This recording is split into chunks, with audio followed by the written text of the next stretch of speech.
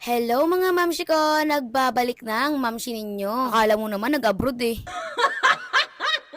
So ngayon nga po pala mga mamshi ko, ikwento ko sa inyo mga kaganapan nung kami nga ay nag-overnight ng aking pamilya. Kasi alam nyo ba, super stress talaga namin mga mamshi ko. Lalo na nga talaga ako mga mamshi ko dahil nga sobrang busy ko talaga. At nung araw na yan mga mamshi ko ay dahil nga wala akong schedule ay ayan nga nag-aya nga ako sa family ko na kami nga ay mag-overnight, mag-swimming at kumain sa labas. O diba, sobrang dami agad namin, halos lahat kami naging batang ina.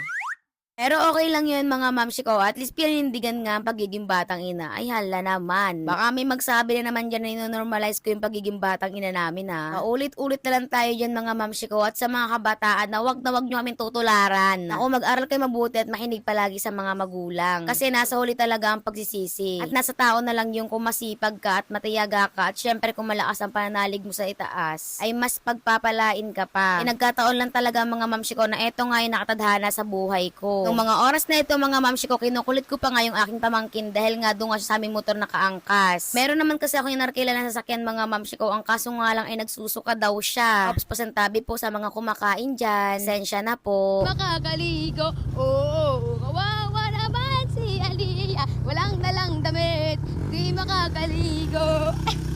O, diba, puro kalokohan talaga ang mamshi ninyo. Di bata ba naman pagtitripan pa? Tingnan nyo naman kasi yung mga dinaanan namin ay sobrang papangit talaga mga mamshi ko. I-fast forward ko na nga pala mga mamshi ko dahil sobrang haba na talaga nito kapag talaga inisa-isa ko pa. Nung mga oras na ito mga mamshi ko ay nakarating na nga rin kami sa resort. Alam nyo ba, napakahaba ng biniyahe namin. 1 to 2 hours kami nagbiyahe. Nakamotor lang kami mga mamshi ko, kaya naman talagang sunog na sunog nga yung buong katawan namin. Tapos bandang alas 12 na nga kami nagbiyahe, kaya naman sobrang tirik na tirik talaga yung araw mga mamshi ko. Kumain na nga po pala kami dito, isang beses lang na try namin nung ate ko. Pero hindi ko pa kasama yung buong pamilya ko. Kaya naman, nung mga oras na ito, nag-akit talaga ako sa pamilya ko para nga matry din nilang kumain dito. Sobrang sarap kasi talaga ng mga pagkain dito at sobrang nagustuhan ko talaga. Ito nga po pala si Baby Jeno. Ayan, karga-karga ko siya nung mga oras na yan. Kasi nga, sobrang na-miss ko talaga siya mga mamshi ko. Kasama kasi siya mga mamshi ko nung ate ko na nag-aalaga sa kanya. At doon nga sila nakasakay sa inarkila kong sasakyan. Kasi nga mga mamshi ko, sobrang delikado talaga kapag nga sa motor ko pa yan sinakay. Bukod nga sa napakahaba talaga ng biyahe, sobrang init talaga. Sobrang puti pa naman ang baby na yan. Sensitive kasi si Baby Jeno mga mamshi ko, kaya naman bawal siya palagi magbiyahe. Kaya naman kung mapapansin nga ninyo mga mamshi ko, hindi nga namin siya palagi kasama kapag nga kami may lakad ng partner ko. Kasi nga po, bawal pa po siya magbiyahe dahil wala pa po siyang binyag. At napaka-baby pa talaga ni Baby Jeno. So eto na nga po pala mga mamshi ko, yung in-order ko na pagkain namin. Alam nyo ba, sobrang sarap talaga dito ng pagkain at halos naubos na nga talaga yung pagkain na yan na hinain sa amin. Dahil hindi lang siya basta sipo, dahil may mga kasama din po siyang mga gulay. Kaya sobrang sarap talaga dito kumain mga mamshi ko. Dahil andito na nga lahat ng klase ng ulam na gusto mo. May mga karne at may mga seafoods. At syempre, may mga gulay din yan mga mamshi ko. Sobrang gutom na talaga ako ng mga oras na yan dahil nga hindi nga kami kumain ng tanghalian. Kaya naman pagkatapos nga nila maghain dito mga mamshi ko ay dinumog na nga kaagad namin dahil nga sobrang gutom na nga talaga kami. Hala nga naman tiisin pa namin yung gutom namin at magkahiyaan pa. Tingnan nyo mga mamshi ko, sobrang ganda talaga ng kinakainan namin dito. Tingnan nyo naman mabuti. Ako parang kasalan talaga ito.